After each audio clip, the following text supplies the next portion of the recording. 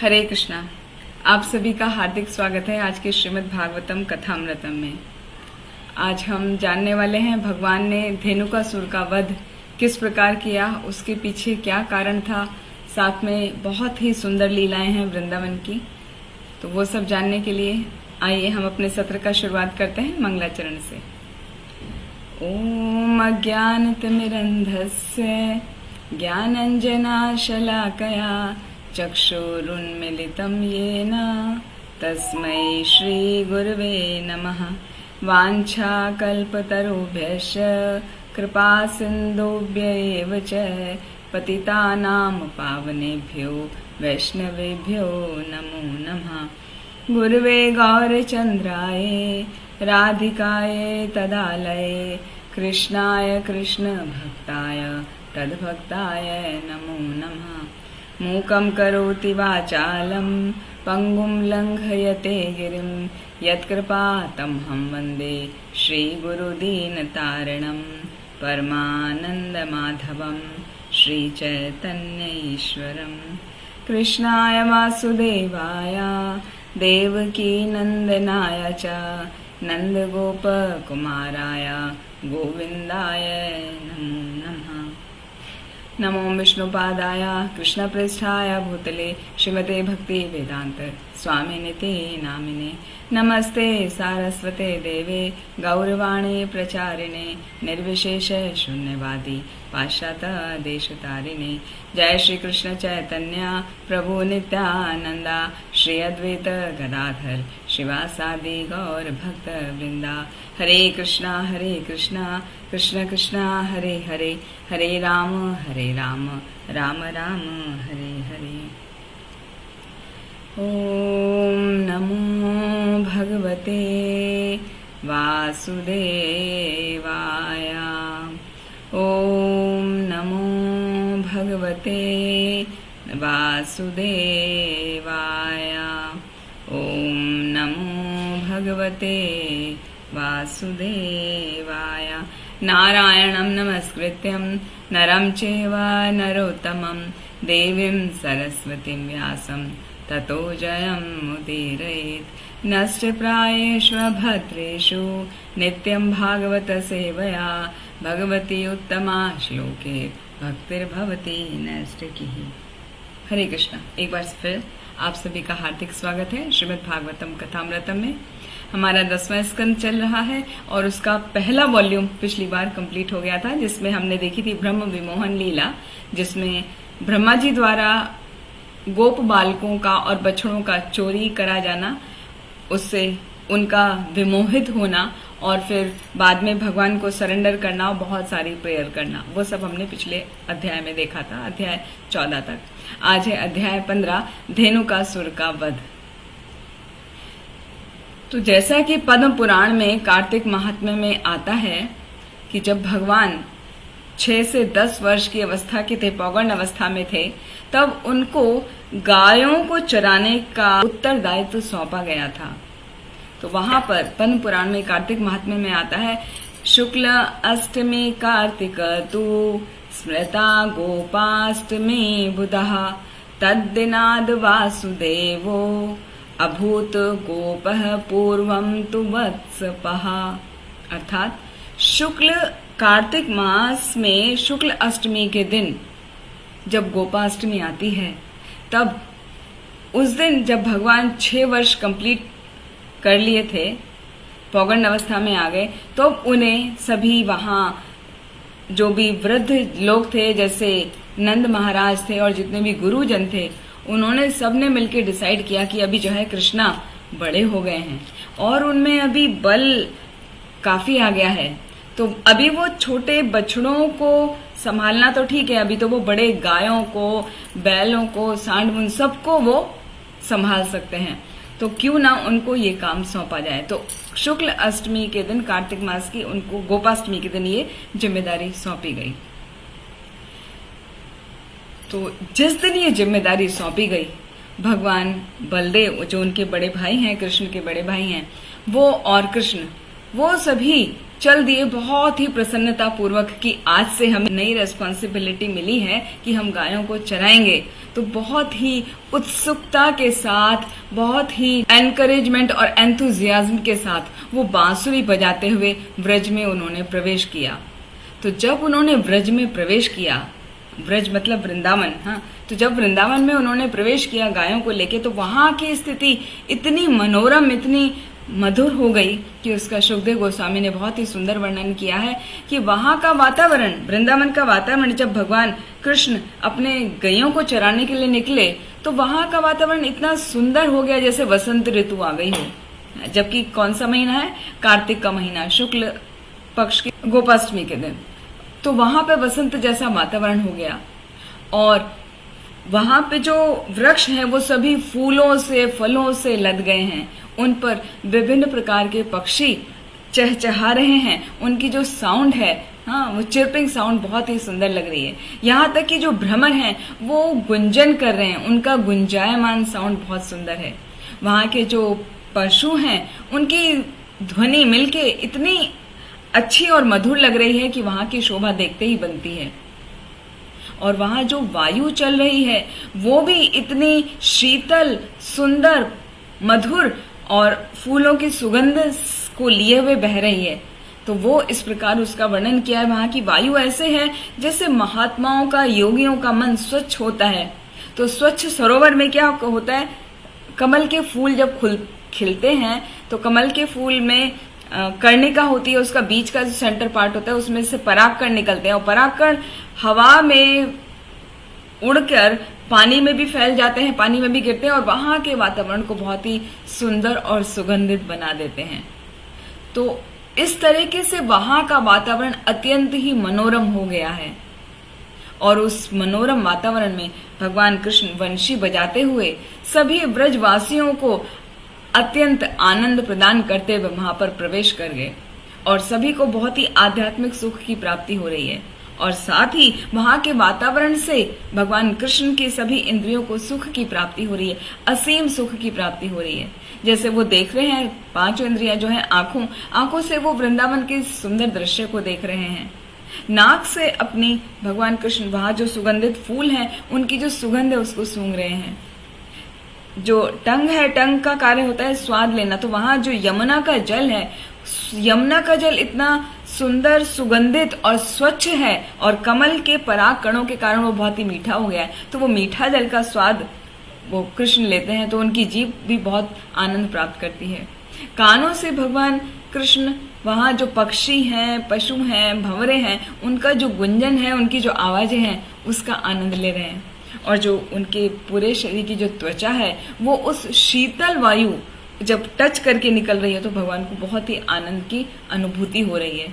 और वो आनंद, ऐसा ही आनंद बाकी सभी वहां के ग्वाले वो भी सुख का आनंद ले रहे हैं। तो ये सब देखकर क्या हुआ? कृष्ण ने देखा कि ये जो बड़े बड़े वृक्ष हैं उसकी डालियां भी फूलों से लदी हुई हैं, फलों से लदी हुई हैं और वो नीचे झुक रही हैं। और नीचे इस प्रकार झुक रही हैं, ऐसा लग रहा है कि वो डालियों का जो एंड पार्ट है ना, उससे भगवान के चरणों को स्पर्श कर रही हैं। तो उनको बहुत आनंद, बहुत विनोद का अनुभव हो रहा है। लेकिन उन्होंने क्या किया, वो जैसे अपने भाई बलराम है ना, उनके साथ वो विनोद करने लगे मतलब जोकिंगली बोलने लगे कि देखो बड़े भैया, ये यहाँ पे वृक्ष ऐसा लग रहा है कि वो सब आपके चरण छूने के लिए आतुर हो रहे हैं, वो सब आपको नतमस्तक कर रहे हैं।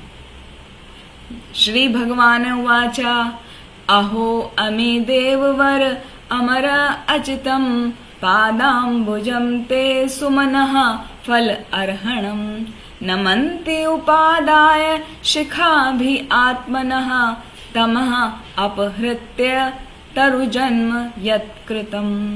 अर्थात वहां ऐसा लग रहा है कि वो सारे वृक्ष जो फलों फूलों से लदे हैं वो उनके चरणों को स्पर्श कर रहे हैं। तो वो कृष्ण बलराम से कह रहे हैं, उनको विनोद करते हुए, हाँ, बहुत ही जोकिंग वे में कि भैया देखो तो ये वृक्ष कैसे आपके चरणों को छूने के लिए झुके जा रहे हैं। वो उन पे जो फूल आते हैं वो फूल देवता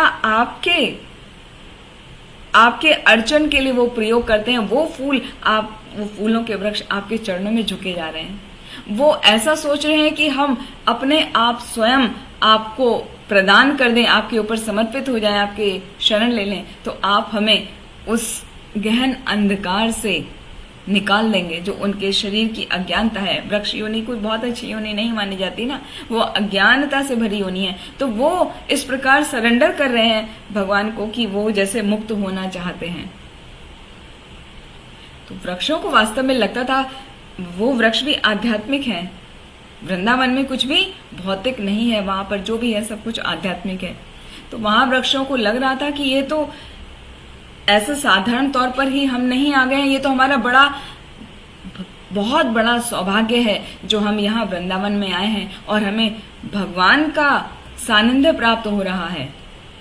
हो सकता है हम भगवान के घनिष्ठ पार्षद रहे हों, तभी भगवान की कृपा से हमें यहाँ पर जन्म मिला कि हम उनकी सेवा कर सकें। तो ऐसा कहकर वो बलराम जी से प्रशंसा करने लगे, उन वृक्षों की, कृष्ण वृक्षों की प्रशंसा करने लगे। देखा जाए तो भगवान कृष्ण को अनघ कहा जाता है, क्योंकि ये वृक्ष सोच रहे हैं ना कि हम किसी पाप से मुक्त होना चाहते हैं, अज्ञानता से मुक्त होना चाहते हैं। तो कृष्ण जो है वो अनघ है, वो सभी को पापों से मुक्त कर देते हैं, वो स्वयं पाप मुक्त है। और जो भी निष्ठा पूर्वक भगवान पर समर्पित होता है, तो यदि कोई व्यक्ति ऐसा जो निष्ठावान है भगवान के प्रति, कोई गलती करता है, अचानक उससे कोई पाप या अपराध हो जाता है, तो भगवान उसको क्षमा कर देते हैं। ये मतलब भी होता है अनघ का। तो भगवान अपने भक्तों पर हमेशा कृपा करते हैं। तो इस प्रकार कह कर वो बलराम जी को उन वृक्षों की प्रशंसा करने लगे। यहाँ पर एक बात ये नोटिस करने की है, बार बार इस चैप्टर में आप देखिएगा जब भी आएगी, कि भगवान श्री कृष्ण अपने हर उस व्यक्ति का, हर उस वस्तु का प्रशंसा करते हैं, उनकी सेवा करते हैं, हर उस व्यक्ति की सेवा करते हैं जो उनकी सेवा में लगा है। मतलब वो सेवा का आदान प्रदान करते हैं, वो विनिमय करते हैं। ग्वाल बालों के साथ में विनिमय करेंगे, आगे अभी वर्णन आएगा। तो यहाँ पर भगवान श्री कृष्ण कहने लगे, ये जो भंवरे हैं ना, जो इतना सुंदर गुंजायमान कर रहे हैं, वो ऐसा लग रहा है कि पहले वो बहुत बड़े महान ऋषि होंगे, और ये जो आ रहे हैं वो आपके पीछे वास्तव में आपकी ही कीर्ति का गुणगान कर रहे हैं। ये देखो ना, ये मोर नाच रहे हैं, ये मोर भी हर्षित होकर आपके आने से प्रसन्न हैं। ये हिरनियां देख रहे हो ना आप भैया, ये स्नेह दृष्टि से आपको कैसे निहार रही हैं। ये कोयल, ये वैदिक स्तुति गा रही हैं, आपका अभिवादन कर रहे हैं कि आज आप यहाँ पर प्रकट हुए हैं।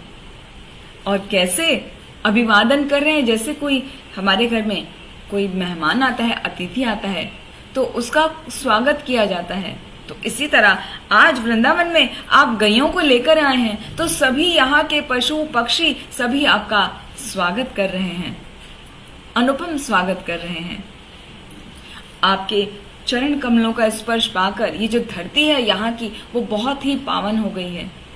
और आपने अपनी अंगुलियों से ये जो धरती पे वृक्ष हैं उनका स्पर्श करके यहाँ जो नदी है, पर्वत है, पक्षी हैं, पशु हैं, उन पर सब पर अपनी कृपा दृष्टि डालकर सबको आपने कृतार्थ कर दिया है। इतना ही नहीं, आपने सभी गोपों को और गोपियों को आलिंगन करके उनको सौभाग्य प्रदान किया है, जिस सौभाग्य के लिए वास्तव में देवी लक्ष्मी जी वो भी तरसती हैं। देखा जाए तो वृंदावन लीला में लक्ष्मी जी जो भगवान की पत्नी हैं, उनको भी आज्ञा नहीं है वृंदावन लीला में पार्ट लेने की। तो इसीलिए लक्ष्मी जी उनसे प्रार्थना करती हैं भगवान से कि नारायण से, वही कृष्ण है वही नारायण है, कि यदि मुझे वहां आने की परमिशन नहीं है, ठीक है, तो अपने हृदय पर मुझे एक छोटा सा स्थान दीजिए। तो भगवान के वक्षस्थल पे जो रोमावली है, गोल्डन कलर की रोमावली, वो वास्तव में लक्ष्मी जी का ही प्रतीक है। क्योंकि वृंदावन लीला में लक्ष्मी जी साक्षात रूप में नहीं आ सकती, प्रवेश नहीं कर सकती। तो वही यहाँ सुखदेव गोस्वामी कह रहे हैं कि आपने उन गोप गोपियों को वो सौभाग्य प्रदान कर दिया है जो लक्ष्मी जी को भी मिलता नहीं है आसानी से। वृंदावन में, वृंदावन के जो भंवरे हैं वो सभी फूलों पर उड़ उड़कर मंडरा रहे हैं, उनका रस पी रहे हैं, और आपके आने से वो इतने मतवाले हो गए हैं, वो इतने मग्न हो गए हैं कि आपको देखकर वो जो गीत गा रहे हैं वो इतना मग्न होकर गा रहे हैं, उन्होंने अपनी आंखें बंद कर ली हैं, जैसे वो बहुत ही तुष्ट हों। तो इस तरह उन सब का बिहेवियर देखकर भगवान कृष्ण भी क्या करते थे, अभी वो पौगंड अवस्था में आ गए ना। पौगंड अवस्था वैसे तो 6 वर्ष से 10 वर्ष होती है, लेकिन एक बार बताया था कि पौगंड अवस्था भगवान कृष्ण की हर अवस्था जो है वो 3 साल और 4 महीने की होती है। तो उनका जो पौगंड अवस्था 6 वर्ष वाली शुरू हुई, तब तक वो किशोर अवस्था के एकदम बिगनिंग में आ गए थे, जबकि साधारण तौर पे 5-5 वर्ष की एक अवस्था होती है। तो साधारण तौर पे हम देखें तो हमारी उसमें पौगंड अवस्था 6 वर्ष से शुरू होती है, जबकि भगवान कृष्ण के केस में 6 वर्ष 8 महीने में पौगंड अवस्था खत्म हो जाती है, किशोर अवस्था में प्रवेश कर जाते हैं। तो इसीलिए वहां पर उनकी लीलाएं एकदम बहुत सुंदर हैं। तो जब वहां पर वो जाते और देखते कि ये भंवरे गायन कर रहे हैं, तो उनके गाने की नकल उतारते। तोते कृष्ण को प्रसन्न करने के लिए विभिन्न प्रकार से बोली बोलते हैं। वैसे तो तोते टाएं टाएं करते हैं, लेकिन वहां जो इतना सुंदर गान कर रहे हैं भगवान को बहुत आकर्षित कर रहा है। कोयल है, वो इतना सुंदर बोल रही हैं, तो भगवान क्या करते, कभी कोयल की बोली निकालते, कभी तोते की बोली निकालते, कभी हंस की बोली निकालते, और कभी वो जो भंवरे मद मस्त होकर जो भगवान का गुणगान कर रहे हैं उनकी नकल करते। तो इस तरह से वो बहुत ही आनंद ले रहे हैं अपने सभी फ्रेंड्स के साथ में। और कई बार वो आनंद लेते हुए अपने फ्रेंड्स को बोलते, अपने मित्रों को बोलते, अरे देखो तो इस मोर को, इसे तो ठीक से नाचना भी नहीं आता। और वो मोर के जैसा खुद नृत्य करने लगते भगवान कृष्ण, और उनको देखकर सभी मित्र हंसने लगते, तालियां बजाने लगते। कई बार जब गैया दूर चली जाती थी तो उनका नाम बुला बुला नाम लेके भगवान उनको बुलाते थे। तो इस प्रकार अपने सभी कार्यों से उन्होंने गायों को, ग्वाल बालों को, वहां के सभी पशु पक्षियों को, सबको मंत्रमुग्ध कर दिया था। वहां के कुछ पक्षी जैसे चकोर, क्रॉन्च, चक्रवाक, भरद्वाज, ये सब पक्षियों के नाम है, मोर, इन सब की बोली निकालते थे। वो ऐसे खेलते हैं बोलियां निकाल के। और कई बार शेर और बाघ की आवाज निकालते थे। तो जब उसकी जैसी आवाज निकालते तो छोटे पशु जो हैं वो डर कर दौड़ते। तो वो क्या करते, कृष्ण भी उनके साथ वही छोटे पशु की तरह दौड़ लगाते, पूरी तरह से वो उनके साथ में खेलते थे। और जब खेलते खेलते वो थक जाते थे तो बलराम जी आते थे। तो वो बलराम जी दोनों ही खेले ना, कृष्ण, बलराम और साथ में सभी ग्वाले। तो जब बलराम जी थक के आ जाते थे तो वो किसी भी ग्वाले की गोद में सिर रख के सो जाते थे। तो ऐसे में जब बलराम जी सो गए, उनके बड़े भैया है ना, तो कृष्ण क्या करते थे, उनके चरणों की हल्की हल्की मालिश करते थे और उन्हें पंखा झलते थे। कभी उनको जल लेकर आते, कभी उनकी विभिन्न प्रकार से सेवा करते। जबकि हम देखते हैं बलराम जी भगवान का प्रथम विस्तार है, वो हमेशा हर तरीके से भगवान की सेवा में निरंतर हर क्षण प्रति क्षण लगे रहते हैं। लेकिन जब बलराम जी आराम करते हैं तो भगवान कृष्ण उनकी सेवा कर रहे हैं, उनके चरणों की मालिश कर रहे हैं, उनको पंखा झल रहे हैं, उनके लिए जल ला रहे हैं। इस तरह वो सेवा का और प्रेम का आदान प्रदान करते हैं। कई बार क्या होता, ग्वाल बाल नाचते, घूमते, खेलते रहते, तो साथ में बच्चों में जैसे होता है आपस में झगड़ा करते हैं, लड़ाई करते हैं, वो आनंद के लिए झगड़ा करते हैं। तो उस समय कृष्ण और बलराम अपने मित्रों का गुणगान करते और उनके पास में खड़े होके जोर जोर से हंसते, तालियां बजाते। क्वचित पल्लव तल्पेषु नियुद्ध श्रमकर्षितः वृक्ष मूलाश्रयाश्रयते गोपा उत्संग उपबर्हणः। कभी कभी क्या होता, लड़ाई करने के बाद जब वो थक जाते थे तो किसी वृक्ष के नीचे आके लेट जाते थे और ग्वाल बाल क्या करते, तुरंत वहां कोमल पत्तियां इकट्ठा करते, कलियों को लेकर आते, तो वहां एक बिस्तर के जैसा बना देते थे। और कृष्ण जैसे बलराम अभी किसी भी ग्वाले के सर में गोद में सर रख के लेट जाते थे, ऐसे कृष्ण भी किसी भी ग्वाले की गोद में सर रख लेट जाते थे तो उनकी गोद जो है उनका तकिया बन जाती थी।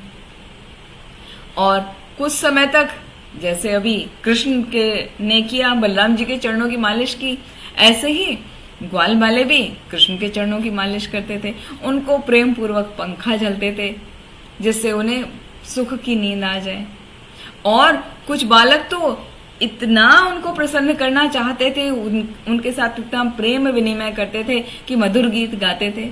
जैसे भक्त लोग भगवान के वर्णन में गाते हैं मधुर गीत, जैसे सुंदर लाला शचिर दुलाला नाचत श्री हरि कीर्तन में, भाले चंदन तिलक मनोहर, भाले चंदन तिलक मनोहर, अलका शोभे कपोलन में। तो इस तरह उनकी शारीरिक सुंदरता का वर्णन करते और विभिन्न प्रकार से मधुर गीत गाते। जब कृष्ण ये सब देखते तो उनका प्रेम अपने सभी मित्रों के प्रति प्रेम भाव से विह्वल हो जाता, मतलब इतना प्रेम छलकने लगता कि वो बहुत प्रसन्न हो जाते।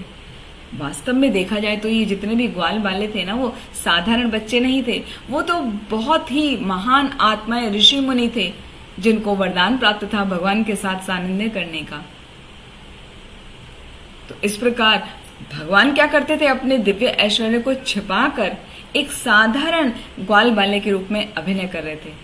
लेकिन कभी कभी वो ऐसे कारनामे भी करते थे जिससे जो केवल भगवान ही कर सकते हैं, जिससे ये पता नहीं चल पाता था, क्योंकि वो साधारण बच्चे की तरह खेलते थे तो पता नहीं चल पाता था वो साधारण बालक है। लेकिन बीच में कोई ना कोई ऐसा कार्य करते थे, जैसे असुरों का वध करते थे। जैसे अभी तक हमने देखा था बहुत सारे असुरों का वध किया, जैसे पूतना का किया, शक्टासुर का किया, तृणावर्त का किया, अघासुर का किया। लेकिन अभी किसका आएगा, अभी यहाँ पर आएगा अघासुर का वध। तो अघासुर का वध करने के लिए भगवान कृष्ण ने वो जिम्मेदारी दी अपने बड़े भाई बलराम को। तो उससे पहले क्या हुआ, जब वो जिम्मेदारी सौंपी, वो एक बार की बात है कि ग्वाल वाले जो जैसे श्रीदाम हैं, सुबल हैं, श्रीदाम नाम गोपालो राम केशवयो सखा, सुबल स्तोक कृष्णाद्या गोपा प्रेमणा इदम अब्रुवन। ये जितने भी बाल सखा हैं वो सभी प्रेम पूर्वक कहने लगे। क्या कहने लगे, राम राम महाबाहो कृष्ण दुष्ट निर्वहण, इतः अबदुरे सुमहत वनम ताल आली संकुलम। कि हे महाबली राम, महाबली राम किनको कहा जा रहा है, बलराम जी को। हाँ, और राम राम महाबाहो कृष्ण दुष्ट निर्वहण, हे दुष्टों का संहार करने वाले कृष्ण। आपको पता है कि गोवर्धन के मार्ग में जब हम जाते हैं आगे जाके तो तालवन नाम का एक जगह आती है, वहां पे ताल वृक्ष से एक बड़ा उपवन है, रमणीय उपवन है। देखा जाए तो मथुरा से जब हम वेस्ट में जाते हैं, मथुरा के वेस्ट में 16 मील की दूरी पर गोवर्धन पर्वत है और गोवर्धन से 8 मील की दूरी पर ये तालवन आता है। तो तालवन में ताल नाम के वृक्ष हैं, इसीलिए उस जगह का नाम है तालवन। वो वास्तव में कृष्ण के फ्रेंड्स जो हैं वो कह रहे हैं कि वो यहाँ से दूर नहीं है, और वहां जो ताल के फल उन ताल वृक्षों से गिरते हैं तो वो बहुत ही मीठे और सुगंधित होते हैं। उनकी खुशबू बहुत दूर तक आती है, उनकी सुगंध बहुत अच्छी लगती है। लेकिन वहां पर एक धेनुक नाम का असुर है, वो उस वन को गार्ड करता है, हाँ, संरक्षित करता है। वहां पे कोई नहीं आ जा सकता क्योंकि वो बहुत ही शक्तिशाली है। और वो किस रूप में रहता है, वो मनुष्य के रूप में नहीं है, वो एक गधे के रूप में। धेनुक असुर उसका नाम है ना, धेनुक माने गधा, संस्कृत में धेनुक बोलते हैं गधे को, तो गधे के रूप में रहता है। और उसके मित्रगण भी वो भी उसी रूप में रहते हैं। जैसा लीडर होगा वैसे तो साथी होंगे, तो बाकी जितने भी मित्र हैं वो भी गधे के ही रूप में हैं। और ये धेनुकासुर इतना डेंजरस है कि ये मनुष्यों को भी खा जाता है। यहाँ तक कि वहां कोई मनुष्य नहीं जाता, पशु पक्षी भी जाने से घबराते हैं। यहाँ तक कि पक्षी भी वहां ऊपर से नहीं उड़ते। लेकिन वहां की जो बहुत सुंदर सुगंध आती है ना फलों की, उसको हमें खाने का मन है। वो हमने आज तक चखा नहीं है। तो कुछ ऐसा करो ना कि हम उन फलों का आस्वादन कर सकें, हम उनको चख सकें। हे बलराम, हम उन फलों को खाना चाहते हैं। यदि आपको अच्छा लगता हो, यदि आपको रोचक लगता हो, तो चलो हम सब तालवन चलते हैं। तो यहाँ पे रोचक शब्द जो आया है वो उसका स्पेसिफिक वर्णन किया है यहाँ पर आचार्यों ने कि ग्वाल बालों को तो पूरा विश्वास था कि कृष्ण और बलराम सभी असुरों को वध कर देंगे, लेकिन वो फलों को खाने के लोभी नहीं थे। वो तो उनकी जो लीलाएं हैं उन लीलाओं का आनंद लेना चाह रहे थे। इसीलिए उन्होंने कहा रोचते, यदि आपको अच्छा लगता है तो चलो वहां चलते हैं, उन असुरों का भी वध कर देना और हम वो फल को भी खा सकेंगे। तो वहां पर उनकी बात सुनकर कृष्ण और बलराम हंसने लगे। और उनकी हंसी जो है कैसी होती है, बहुत ही स्मित होती है, बहुत ही उदार होती है। भगवान जब हंसते हैं तो वो उस हंसी का इतना अच्छा वर्णन किया गया है, श्रीमद् भागवतम में ही आता है कि जो कोई भी व्यक्ति उस हंसी पर, भगवान की मुस्कान पर ध्यान करता है, उसके सारे शोक से जो उत्पन्न उनके आंसू होते हैं वो सब सूख जाते हैं। हासम हरे अनवत अखिल लोक तीव्र शोका अश्रु सागर विशोषणम अति उदारम सम्मोहनाय रचितम निज मायस्य भूमंडलम मुनिकृते मकर ध्वजस्य। अर्थात भगवान की जो मुस्कान है ना, वो इतनी मधुर है, इतने सुंदर है कि जो भी व्यक्ति उस पर ध्यान करता है, यदि वो किसी वजह से परेशान है, शोक से ग्रसित है, शोक उसको हो रहा है, तो शोक होने से क्या होता है, हमें बहुत रोना आता है। तो रोने से कितना अश्रु कैसे समुद्र की तरह हो जाता है कई बार, हाँ, रोना रुकता ही नहीं है, रोए जा रहे। तो ऐसा घोर समुद्र के जैसा शोक भी यदि व्यक्ति भगवान को नमस्कार करता है और भगवान के स्माइल पर, मधुर मुस्कान पर फोकस करता है, तो वो समुद्र, अश्रु का समुद्र, वो सूख जाता है। और यदि कोई भगवान की भौं पर ध्यान करता है तो उसके हृदय में जो भी भौतिक इच्छाएं हैं, जो भी काम वासनाएं हैं, वो सब से बच जाता है। तो हमको यहाँ पर थोड़ी शिक्षा मिलती है कि हम सभी को क्या करना चाहिए, शोक से बचने के लिए और विभिन्न प्रकार की इच्छाओं से बचने के लिए भगवान के मुस्कान पर, भगवान के भाव पर ध्यान करना चाहिए और भगवान को बारंबार नमस्कार करना चाहिए।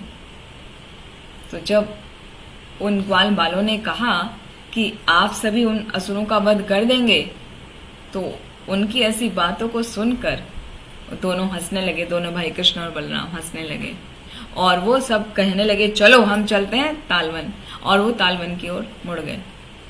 सबसे पहले वहां पर तालवन में किसने प्रवेश किया, बलराम जी ने। जैसे अभी बताया था कि इस बार बलराम जी को मौका दिया भगवान कृष्ण ने कि मैंने तो बहुत असुरों को मार लिया, अभी तुम्हारा नंबर। तो ये पहला असुर है जिसको बलराम जी मारेंगे।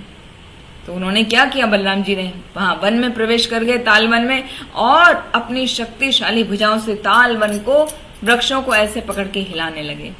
हिलाने से जो उसके फल लगे थे वो भूमि पे गिरने लगे, और बड़े बड़े फल हैं तो भूमि पर गिर रहे हैं, तो उसकी आवाज हुई।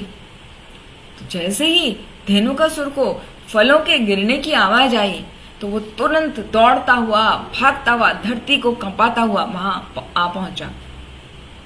और उसने जैसे देखा कौन व्यक्ति कर रहा है, ये व्यक्ति कर रहा है, वो तो नाम नहीं पता उसे, बलराम है, बलराम जी कर रहे हैं। तो उसने क्या किया, तुरंत भगवान के छाती पर कसकर वार किया। दुलत्ती मारते हैं ना गधे, तो दुलत्ती मारी और चारों तरफ दौड़ने लगा, रेंकने लगा। वो वापस से बलराम जी के पास आया, फिर वापस उल्टा खड़ा हो गया। दुलत्ती मारने के लिए उल्टा खड़ा होना होता है ना। तो दुलत्ती मारने के लिए जैसे ही भगवान की तरफ पीठ करके खड़ा हुआ, तुरंत बलराम जी ने क्या किया, इससे पहले कि वो वार कर पाता, जैसे ही वो वार करने के लिए वो चिल्लाया उसने तेज आवाज की। बलराम जी ने उसके दोनों पैरों को, पिछले पैरों को एक हाथ से पकड़ लिया और उसको हवा में तेजी से इतना घुमाया कि उसके प्राण पखेरु उड़ गए, प्राण पखेरु हो गए। और घुमा कर क्या किया, इतना जोर के वो जो ताल वृक्ष थे उसकी एक चोटी पर फेंक दिया, जो सबसे बड़ा ताल वृक्ष था उस पे उसको फेंक दिया। वहां जाके वो गिरा। अभी गिरने से क्या हुआ, तो बहुत ही बड़ा भारी असुर है धेनुकासुर, वो तो कोई छोटा मोटा गधा थोड़ी है, वो तो असुर है ना। तो जैसे ही वृक्ष की चोटी पर गिरा, वो वृक्ष उसके भार से टूट गया। और ताल वन के वृक्ष कैसे थे, वो नजदीक नजदीक खड़े थे, एक के बाद एक ऐसे करके। तो जैसे ही गिरा तो उसके गिरने से अगले वाला वृक्ष भी हिला, वो भी गिरा, उससे फिर अगला गिरा और उससे अगला गिरा। तो एक साथ वो सब ऐसे गिरते चले गए। जैसे कभी आपने देखा होगा रेलवे स्टेशन पर जैसे बाइक्स खड़ी होती हैं, तो यदि एक बाइक गिर जाए तो उस बाइक के गिरने से सारी बाइक धड़ धड़ धड़ धड़ धड़ धड़ करके एक के बाद एक गिरती चली जाती, क्योंकि वो एक सीरीज में खड़ी होती हैं। तो ऐसे ही हुआ यहाँ पे, ताल वृक्ष जो हैं वो एक एक करके सब गिर गए। और जब वहां पर ऐसा हुआ तो अपने लीडर धेनुकासुर की मृत्यु को देखकर बाकी सभी मित्र जो थे उसके, वो क्रोधित हो गए और वो बलराम की ओर आने लगे। तो यहाँ पर सुखदेव गोस्वामी परीक्षित महाराज से वर्णन कर रहे हैं कि बलराम जी तो भगवान की शक्ति है ना, प्रथम शक्ति है, वो तो अनंत हैं, वो तो संपूर्ण ब्रह्मांड के नियंता हैं। इन्होंने धेनुकासुर को मार दिया ना, ऐसे घुमा के मार दिया। ये कोई आश्चर्यजनक वाली बात नहीं है, क्योंकि वो तो बड़े बड़े कार्य करते हैं।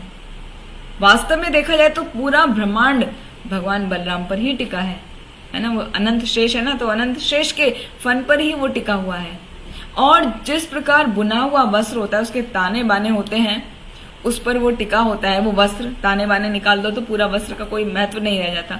उसी तरह भगवान बलराम पर ही, शेष पर ही सब कुछ टिका है। लेकिन यहां पर जो उन्होंने धेनुकासुर का वध किया, घुमा के फेंक दिया, तो आचार्य टीका करते हैं कि भगवान को अवसर जो होता है उसके अनुसार ही अपनी शक्ति का छोटा सा ही प्रदर्शन करते हैं, पूरा प्रदर्शन करने की जरूरत नहीं होती। इसीलिए उन्होंने, उनको लीला करनी है तो छोटा सा कार्य उन्होंने करके दिखा दिया। तो जब उसकी मृत्यु हो गई धेनुकासुर की, तो उसके बाकी जो फ्रेंड्स थे वो आए बलराम जी की तरफ। लेकिन उन्हें लगा कि बलराम ने, इस व्यक्ति ने तो हमारे लीडर को ही मार दिया, तो ऐसा तो नहीं कि ये बहुत शक्तिशाली है। तो ऐसा अनुमान लगा कि इसको मारना बुद्धिमत्ता नहीं है, इसके साथ जो दूसरा खड़ा है ना उस पे वार करते हैं। और वो कृष्ण की तरफ बढ़ गए कृष्ण को मारने के लिए। तो यहाँ पर सनातन गोस्वामी ने बहुत सुंदर टीका में बताया है, ततः कृष्णम च रामम च ज्ञातयो धनुकस्य ये क्रोष्टारः अभ्यद्रवन सर्वे संरब्धा हत बांधवः। कि सबसे पहले कृष्ण की तरफ वो आए। लेकिन टीका में आचार्य बोलते हैं, सनातन गोस्वामी बोलते हैं कि बड़े भाई का प्रेम है ना छोटे भाई के प्रति, हाँ, कृष्ण के प्रति। तो कृष्ण ने क्या किया, वो उन्हें लगा बलराम जी ने तो एक को मार दिया, चलो अभी मैं आ जाता हूँ बीच में, अभी मैं भी उनकी हेल्प कर देता हूँ। दूसरी ओर ऐसा लगता है कि बलराम जी प्रोटेक्ट करने के लिए आ गए कि अरे मेरे भाई पे हमला ना करें, तो वो आगे आ गए। तो अलग अलग आचार्यों का अलग अलग मत है कि कहीं पर कृष्ण स्वयं आगे आ रहे हैं, कहीं पर बलराम जी आगे आ रहे हैं। हाँ, जबकि यहाँ पर इसमें बताया गया है कि वो देख के कि बलराम ने वध किया धेनुकासुर का, तो अभी वो कृष्ण की तरफ आ गए। और जैसे ही उन सब ने कृष्ण और बलराम पे आक्रमण किया, अभी दोनों, क्योंकि वो तो कई है ना नंबर में, तो उन्होंने क्या किया, कृष्ण बलराम दोनों ने उनके पिछले पैरों को पकड़ा, हवा में घुमाया और ताल वृक्ष की चोटियों पे फेंकने लगे, एक एक एक एक करके। तो इस तरह जितने भी वहां पे गर्दभ थे, गधे असुर थे, वो सभी को घुमा घुमा के कृष्ण और बलराम ने ताल वन के वृक्ष जो थे उन पर फेंक दिया। और उससे क्या हुआ, पहले वो ट्री गिर गए थे, वो तो धेनुकासुर के फेंकने से ही वहां पर गिर गए थे, उसके मरने से वहां पर, और बाकी सब भी गिर गए बचे कुचे। तो अभी क्या हुआ, ऐसा हो गया वहां का वातावरण की चारों ओर वहां ताल फल गिरे हैं, पहले भी गिरे ना, ताल फल पहले गिरे, वो जो फ्रूट्स है वो गिर गए, तो ताल फल, वहां पे वृक्ष और असुर, सब तमाम एक बड़ा सा विशाल एरिया बन गया। तो ऐसा लग रहा है वहां पे ये जो असुर हैं वो काले रंग के हैं, कुछ नीले रंग के हैं, जैसे काले नीले रंग के बादल होते हैं वो तो ऐसे लग रहे हैं। और वो जो उनको घुमा घुमा के पेड़ों पर फेंका तो उनका शरीर से रक्त निकला, रक्त होता है लाल रंग का, तो काला नीला और लाल मिलकर वहां का वातावरण बहुत ही अद्भुत लग रहा है, बहुत ही सुंदर लग रहा है। वो सब देखकर आकाश से देवतागण पुष्प की वर्षा करने लगे, वो वाद्य यंत्र बजाने लगे और भगवान के यश का गुणगान करने लगे। उस दिन के बाद से ब्रजवासी वहां पर आराम से जाने लगे, वो निर्भय होकर ताल के जो फ्रूट्स हैं उनको खाते, गाय वहां पे घास चरती। लेकिन कुछ आचार्यगण व्याख्या करते हैं कि जिस दिन धेनुकासुर का वध हुआ था उस दिन वहां पर जो ताल के फल गिरे थे, क्योंकि उसमें वहां पर असुरों का भी रक्त गिरा था, तो इसलिए ग्वाल बालों ने उस दिन वो फल नहीं खाए थे। वो फल खाए थे वहाँ जो आदिवासी हैं, पुलिंद जाति के लोग, वो उन्होंने खाए थे। लेकिन बाद में सब क्लीन होने पर फिर वहां पर गायें भी आती थी और ब्रजवासी वहां जाके उन फलों का आस्वादन करते थे। फिर उसके बाद ये लीला जब समाप्त हो गई तो भगवान कृष्ण और बलराम ब्रज लौट आए, वापस अपने घर आ गए। कृष्ण कमल पत्राक्षः पुण्यम श्रवण कीर्तनः स्तूयमान है अनुगह गोपेः साग्रज ब्रजम आव्रजत।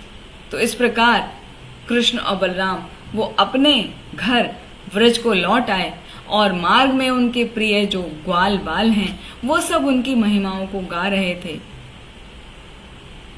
और यहाँ पर वर्णन आया है कि जब भगवान के कोई यश का गायन करता है या कोई सुनता है तो वक्ता बोलने वाला और श्रोता सुनने वाला दोनों ही शुद्ध और पवित्र हो जाते हैं। फिर भगवान श्री कृष्ण के बाल जब वो लौटे तो कैसे हो रहे थे, जब वो वापस आए उनके बाल गायों को भी लेकर आए तो गायों के खुरों से पूरे वृंदावन की धूल उड़ी, वहां की धूल से बाल बहुत सुंदर लग रहे थे। उन्होंने वन फूलों की माला पहनी थी और मोरपंख लगाया था बालों में, तो वो उतने सुंदर लग रहे थे जैसे वर्णन आता है भीष्म स्तुति में, भीष्म देव ने जब युद्ध की भूमि में भगवान श्री कृष्ण का वर्णन किया उन्होंने, भीष्म स्तुति में आता है युधि तुरग रजो विधूम्र वेश्वक कच्छ लुलित श्रमवारी अलंकृता से मम निशित शरीर विभिद्यमाना त्वची विलसत कवचे अस्तु कृष्ण आत्मा। कि जब युद्ध भूमि में भगवान श्री कृष्ण पांडवों के साथ थे और जब कौरवों के साथ युद्ध हो रहा था तो वहां पर जो युद्ध हो रहा था, घोड़ों की चाप से जो धूल उड़ रही थी, उस धूल से भगवान के चेहरे पे वो धूल के कण बैठ गए थे और उनके बालों पर वो सब धूल के कण इतने सुंदर लग रहे थे। भगवान का मुख पे पसीना था, वो इतना सुंदर लग रहा था। भीष्मदेव वहां पर प्रार्थना कर रहे हैं कि मेरा मन उन्हीं कृष्ण के उसी रूप के पास हमेशा फोकस रहे, भगवान का वही रूप मैं आनंद लेता रहूं। तो सेम यहीं पर यहाँ पर भी ऐसा ही हो रहा है कि भगवान श्री कृष्ण के बाल जो हैं वो गायों की खुर से उड़ी हुई धूल से सजे हुए हैं, उन्होंने वन फूल माला पहनी है, मोर पंख लगाया हुआ है, तो बहुत ही सुंदर दिख रहे हैं वो। और उनके जो फ्रेंड्स हैं वो गीत संगीत को सुनकर बहुत ही प्रसन्न हैं और सभी उनको बहुत प्रसन्न होकर देख रहे हैं कि आज कृष्ण कितने सुंदर लग रहे हैं, है ना। धेनुकासुर का वध और धेनुकासुर के साथ बाकी सभी का वध करके आए हैं। ब्रज में जब श्री कृष्ण के दर्शन को जब वो आए तो गोपियां उत्सुक होकर उनका स्वागत करने के लिए इकट्ठे हो गई, एकत्रित हो गई वहां पर। और वहां बहुत सुंदर श्लोक आता है, पीत्वा मुकुंद मुख सारधम अक्षिभृंगे तापम विरहजम व्रजयोषित अहनी तत्सकृतिम समधिगम्य विशेष गोष्ठम सो सव्रो हास विनयम यत अपांग मोक्षम। अर्थात जब भगवान कृष्ण वहां से व्रज में आए तो गोपियां उनका स्वागत करने के लिए सब एकत्रित हो गई। हालांकि सभी का विवाह हो चुका था, सभी विवाहित थी, लेकिन भगवान का वो सुंदर रूप देखकर वो अपने आप को रोक नहीं पाई। उनको बिल्कुल भी संकोच नहीं हुआ, क्योंकि वो तो उनको अपना सर्वेश्वर ही मानती थी। तो वो उनका वो रूप निहार रही थी और अपने मन की जो हृदय की पीड़ा थी, विरह की पीड़ा, उसको शांत करती थी। यहाँ पर आचार्यों ने वर्णन किया है कि जैसे गोपियां, वो क्या होता था, दिन भर कृष्ण सभी फ्रेंड्स के साथ में वृंदावन में गायों को चराते थे। तो दिन भर, अभी तक तो जब वो बालक थे तो वो कृष्ण घर में रहते थे, वो उनका दर्शन करती थी, उनकी लीलाओं को देख के प्रसन्न होती थी। लेकिन अभी वो तो दिन भर जाने लगे तो उनको बड़ा उनका विरह फील होता था, क्योंकि देख नहीं पा रही हैं। तो उस विरह को वो किस तरह शांत करती थी, पीड़ा को, जब वो शाम को घर लौट के आते थे तो सभी उनके मुख का दर्शन करती थी और सभी प्रसन्न हो जाती थी। और यही हाल गोपों का भी था। ऐसा नहीं कि गोपों का नहीं था, खाली गोपियां ही उनको प्रेम करती थी, उनको सभी कोई प्रेम करता था। तो गोपों को साथ तो दिन भर रहते थे भगवान, तो रात में जब उनसे सेपरेशन होता था, विरह होता था, तो उनको वो सहन नहीं होता था। कई बार क्या होता था, गोप कुमार आ जाते थे मैया यशोदा के पास भरी रात में ही और खटखटाते थे, मैया कृष्णा को भेज दो हमारे साथ, वन में जाना है, गैयों को चुराना है। मैया कहती थी, अरे बेटा अभी तो आधी रात हुई है, तुम सभी अपने घर जाओ, सुबह में आना। तो इस तरह से गोप भी निरंतर उनका दर्शन लेना चाहते थे। फिर वो जाते थे सुबह में, फिर वापस आते थे। तो जो गोपियों को दिन का विरह होता था, वो शाम को भगवान का दर्शन करके शांत हो जाती थी, और जो गोप दिन भर भगवान के साथ में रहते थे, उन्हें रात में विरह होता था, वो सुबह भगवान का दर्शन पाके शांत हो जाते थे। तो इस प्रकार हर कोई उनको बहुत ही प्रेम करता था। जब गांव में उन्होंने प्रवेश किया, तब जब सभी गोपियां उनकी तरफ देख रही थी, सब उनका दर्शन पाने के लिए लालायित थी, क्योंकि सभी को विरह की भावना थी ना कि आज हमने सुबह से कृष्ण को नहीं देखा। जैसे आप समझ सकते हैं, बच्चा स्कूल जाता है, छोटा बच्चा, तो अभी जब तक वो खेल रहा है घर में तो अच्छा लगता है, अभी वो स्कूल जाने लगा तो लगता है ना कि बच्चा क्या कर रहा होगा। जब बच्चा घर आता है तो माँ कितना प्रसन्न होती है। तो वही स्थिति है गोपियों की। वो जब घर आ रहे हैं तो शाम को वो सब उनको देखना चाहती हैं कि कितना अच्छा है हमारा कृष्णा। तो उन सबका ऐसा भाव को देखकर भगवान कृष्ण भी सबकी तरफ दृष्टि डालते, सबको देखते। जैसे कि आपने कई बार महसूस किया होगा, गुरु महाराज आते हैं तो भक्तगण कितना उनके दर्शनों के लिए लालायित रहते हैं, और सभी को लगता है कि गुरु महाराज देख लें, एक दृष्टि डाल लें बस। और जब वो जाते हैं, देखते हुए जाते हैं, तो सब उतने से ही संतुष्ट हो जाते हैं। हाँ, फिर जाके लेक्चर सुनते हैं, वो सेवा करते हैं, लेकिन वो एक लालसा रहती है। तो वही स्थिति है गोपियों की यहाँ पर। यहाँ तक कि माता यशोदा और रोहिणी भी, वो अपने पुत्रों को प्रसन्न करने के लिए जब वो घर आते शाम को, तो उन्हें हर वस्तु देती थी, उनको सुंदर वस्त्र पहनाती थी, नई फ्रेश फूल मालाओं से उनको सजाती थी, उनको तरह तरह के व्यंजन बना के खिलाती थी। तो जब वो सब उस दिन बहुत अच्छे से उन्होंने खा पी लिया, माँ ने लाड प्यार कर दिया, तो दोनों भाई सोने चले गए। और उस दिन क्योंकि उन्होंने एक्स्ट्रा मेहनत करी थी ना, वो धेनुका सुर को उठा उठा के सब असुरों को फेंका था, तो थक गए थे। तो जैसे लेटते उनको नींद आ गई, वो सो गए। फिर एक दिन की बात है, कृष्ण अपने मित्रों के साथ मिलके यमुना नदी के तट पर गए। उस दिन बलराम जी साथ में नहीं थे। तो दोपहर की बात है, सूरज सिर पे चढ़ चुका था, बहुत गर्मी हो रही थी, ग्वाल बालों और गैयों को प्यास लगने लगी। उन्होंने तुरंत क्या किया, अपनी अंजुली में जल भरा, यमुना नदी का जल बहुत मीठा है ना, और जल भरा और उसको पीने लगे। लेकिन उनको पता नहीं था कि इस पर्टिकुलर एरिया का जल जो है वो विषैला हो चुका है। तो जैसे ही उन्होंने वो विषैला जल पिया, गैयों ने और गोप बालकों ने, वो सब अनकॉन्शियस हो गए, अचेत होकर सब गिर गए। जब कृष्ण ने देखा कि उनमें तो कोई चेतना का लक्षण ही नहीं है, वो तो बेहोश हो गए हैं, तो उनको बहुत दया आई अपने फ्रेंड्स पे, सभी गैयों पर। उन्होंने क्या किया, अपनी अमृतमयी दृष्टि को एक बार फिराया और सबको जीवित कर दिया। और वो सब उठ के ऐसे एक दूसरे को देखने लगे कि जैसे हम गहरी नींद से जागे हों, हम कहाँ सो गए थे और हम बस उठ गए हैं। तो ग्वाल वालों को ये तो एहसास था कि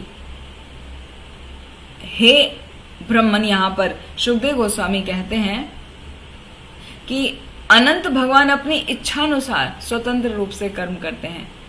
उन्हें वृंदावन में ग्वाल बालों के रूप में विभिन्न प्रकार की लीलाएं जानने के लिए, सुनने के लिए, वो सब सुनते सुनते कोई तृप्त नहीं हो सकता, और चाहिए और चाहिए और सुनने को चाहिए। तो वही हाल हुआ यहाँ पर परीक्षित महाराज का। तो सुखदेव गोस्वामी यहाँ कहते हैं कि हे राजन, ग्वाल बालों को ऐसा लगा कि ये जो विशाला जल हमने पिया है वो पीकर हम तो मर चुके, लेकिन ये जो गोविंद है ना, हमारा कृष्णा, उसकी कृपा से ही हमें वापस से पुनर्जीवन मिला है।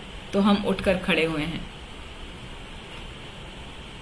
और सुखदेव गोस्वामी आगे कहने लगे कि कृष्णा को जब पता चला कि यहाँ का जल ये कैसा हो गया है, विशैला हो गया है, और उसमें एक नाग है, तो उन्होंने क्या किया, नाग को, कालिया नाम है उसका नाम, तो कालिया को मार भगाया। और उसके आगे जैसे ही ये बोला तो परीक्षित महाराज को बड़ी उत्सुकता हुई कि कैसे कालिया को मार भगाया, क्या हुआ वास्तव में, मुझे वो सुनना है, आप मुझे कृपा करके बताइए। तो वहां पर सुखदेव गोस्वामी वर्णन करने लगे, कालिंद्या कालियस्य आसीत् हृदय कश्चित् विष अग्निना श्रुतमाणा पया यस्मिन् पतंती उपरिगा खगः। कि एक बार की बात है, ये जब कालिया उनका चलने लगा वर्णन, तो वहां पर बता रहे हैं कि नदी है यमुना नदी, उसका अलग अलग जगह पे अलग अलग रूप है। तो वहां पे झील के जैसी है यमुना नदी। तो उस झील में एक विशाल सर्प रहता था जिसका नाम था कालिया। कालिया भी बोलते हैं, कालिया भी है, कालियदह बोला जाता है इसको। तो बड़ा विशाल सर्प रहता था, और उसका जो विष था, उस विष से पूरा पानी विषमय हो गया था। और विष जो होता है बहुत अग्नि के समान होता है ना, वो जलता है। तो वहां का पानी ऐसे रहता था जैसे उबल रहा हो। और आचार्य कहते हैं कि वो जो झील नदी के प्रमुख प्रवाह से हटकर थी, जो यमुना नदी मुख्य थी वहां से थोड़ा हटकर थी। जैसे आजकल भी देख सकते हैं, जब हम वृंदावन दर्शन के लिए जाते हैं तो यमुना नदी साइड में बह रही है और कालियादह के बीच में थोड़ा सा डिस्टेंस है, कालियादह में और यमुना नदी में आमने सामने है लेकिन थोड़ा सा डिस्टेंस है। तो ये पर्टिकुलर उस कालियादह की बात हो रही है। तो वहां पर वो जो पानी था वो विष से पूर्ण हो गया था, और इतना ज्यादा विषैला था कि पक्षी भी यदि उसके ऊपर से उड़ के जाएं तो वो भी नीचे गिर के मर जाते थे, जल जाते थे। वहां के सारे प्राणियों की खेती बाड़ी सब समाप्त हो गई थी, क्योंकि वो विषैला असर था उसमें, पॉइजनस हो गया था वहां का पानी, वहां की वायु भी पॉइजनस हो गई थी।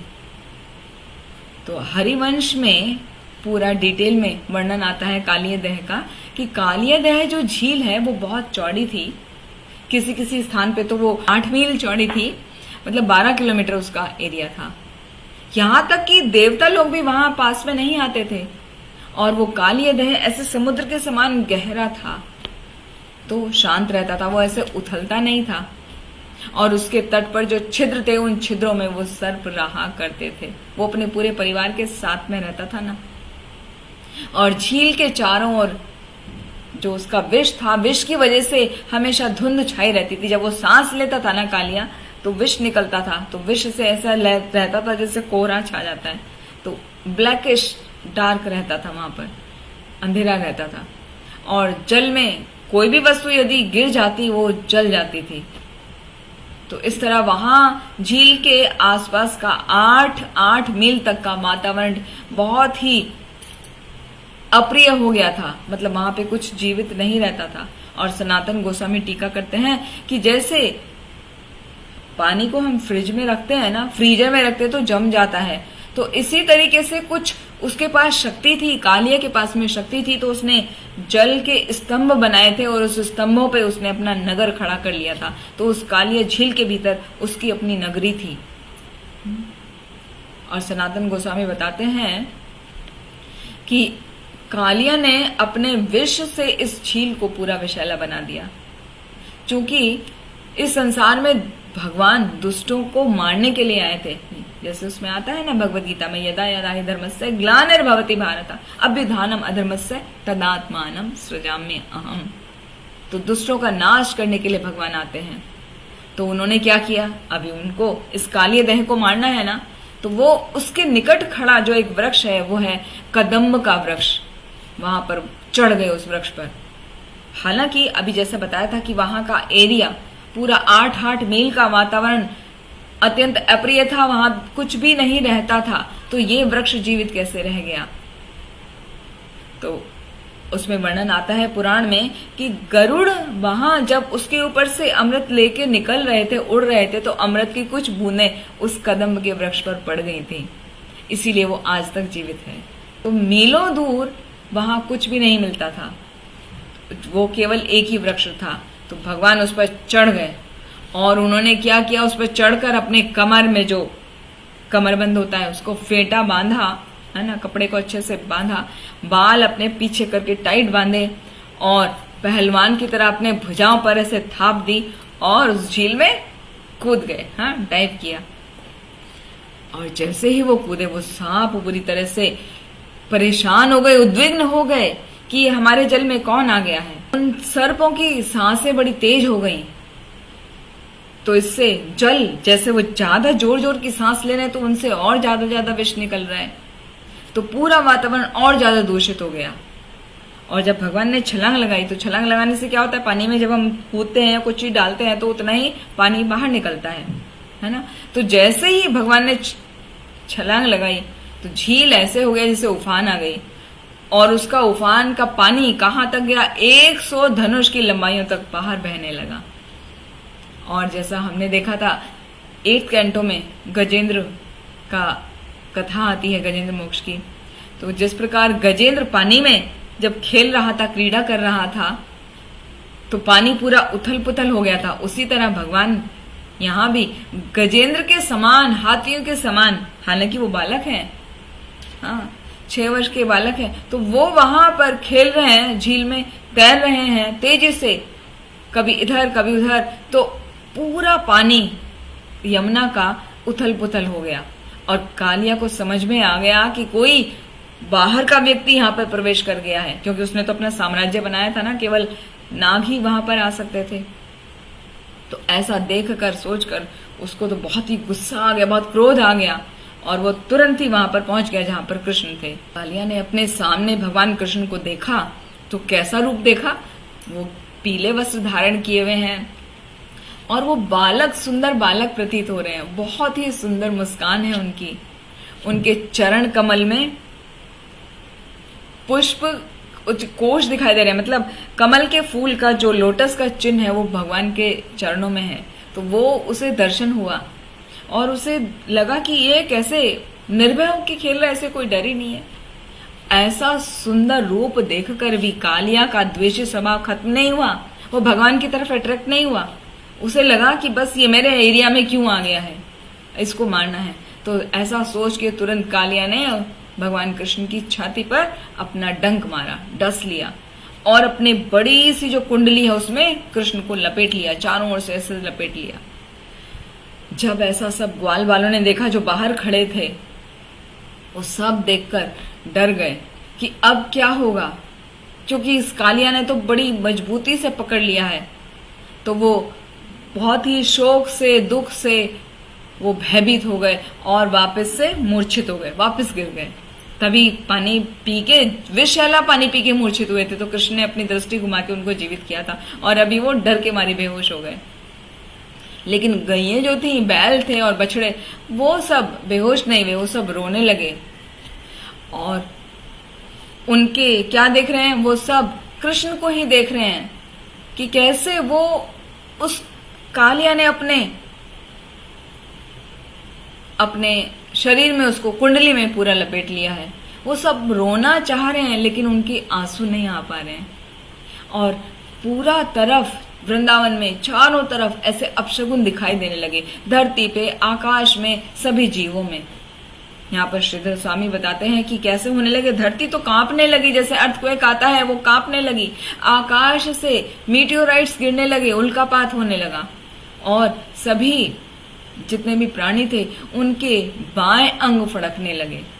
कहा जाता है शास्त्रों में कि बायां अंग फड़कना पुरुष का वो अपशगुन होता है और स्त्री का दायां अंग फड़कना अपशगुन होता है। तो यहाँ पर सभी को अपशगुन होने लगे और ऐसे अपशगुन अशुभ लक्षणों को देखकर नंद महाराज और ग्वाले जितने भी थे उन्हें बड़ी चिंता हो गई कि कहीं ऐसा नहीं हो कि हमें अपशगुन हो रहे हैं, हमारे कृष्ण के लिए कुछ खराब हो।